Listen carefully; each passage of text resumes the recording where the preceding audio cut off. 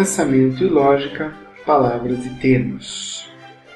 Nessa parte, nós vamos discutir então os termos e as suas definições, como que a gente define um termo.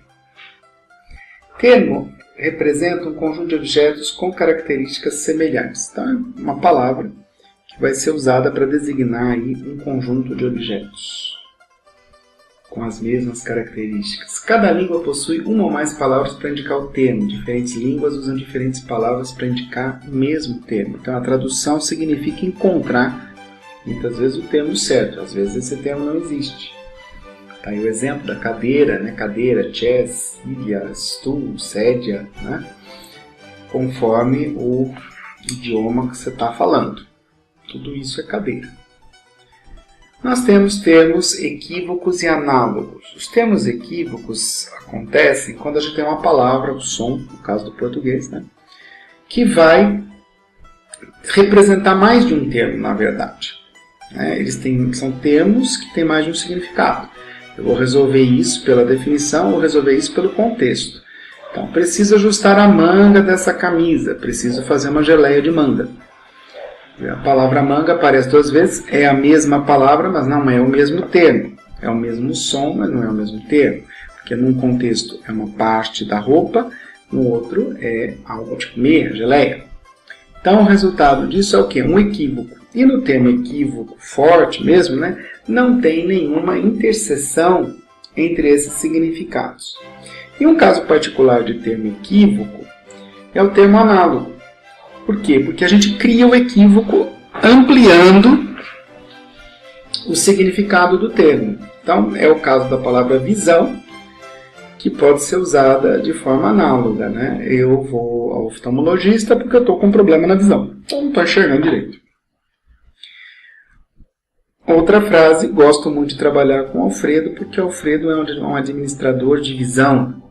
O que significa essa outra visão aí do Alfredo? É que além de enxergar o que todo mundo enxerga, o Alfredo enxerga relações, oportunidades, consequências do que ele está fazendo, e tudo isso o torna um bom administrador. Então eu ampliei o significado de visão. Eu fiz uma modificação a partir de um significado original.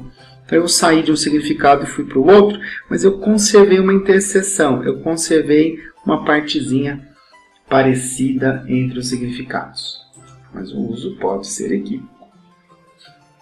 Termos com um único significado são os termos unívocos. Na ciência a gente quer os termos unívocos, então a gente vai fazer uma definição precisa desses termos. Definir um termo é torná-lo unívoco, esclarecer o significado do termo, eliminar a ambiguidade e indicar o contexto desse significado. Quer dizer, eu estou usando esse termo aqui nesse texto, aqui nessa discussão, com este significado, para que a gente saiba do que nós estamos falando. Agora eu estou falando de visão dos cinco sentidos lá, um deles é a visão e não as suas capacidades administrativas. Existem várias estratégias para se fazer uma definição, mas nós vamos resumir aqui esse assunto com 3 regras básicas. Primeiro, o termo que está sendo definido não pode aparecer na definição, porque ele está sendo definido, então não pode estar lá no corpo da definição, não tem jeito. A negação não define um termo, você não define um termo negando o outro, não tem jeito.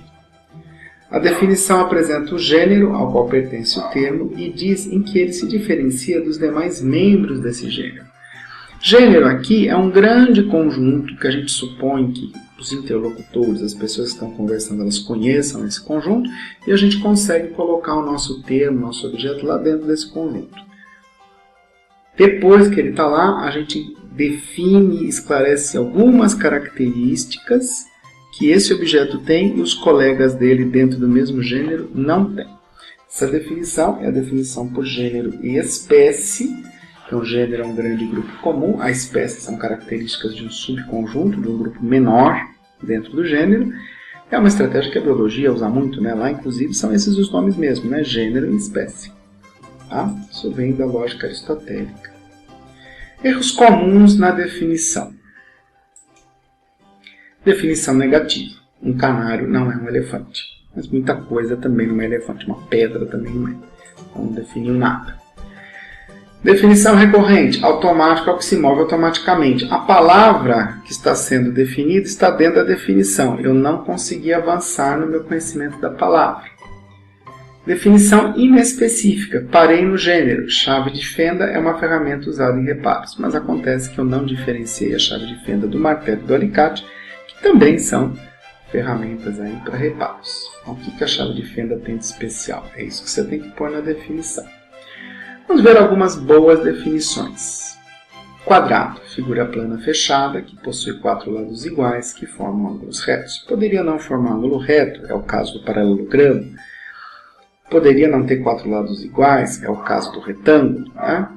Mas o quadrado ele tem ao mesmo tempo as duas características, então ele é uma definição única, um objeto único que pertence ao gênero das figuras planas fechadas com a característica específica. Duas características, 4 lados iguais e esses lados formam ângulos retos. Um outro exemplo, país, né? Espaço demarcado por fronteiras geográficas, povoado e dotado de soberania própria. Gênero, espaços demarcados por fronteiras geográficas. Características específicas, tem gente lá e essa gente é soberana, essa gente se autogoverna, povoado e dotado de soberania própria. Com isso, a gente viu um comecinho, né, compreender como é que são as definições, e no próximo módulo nós vamos estudar juntos um exemplo de como se constrói uma definição e como se discute essa definição de uma palavra que nós usamos bastante no nosso cotidiano. Até lá!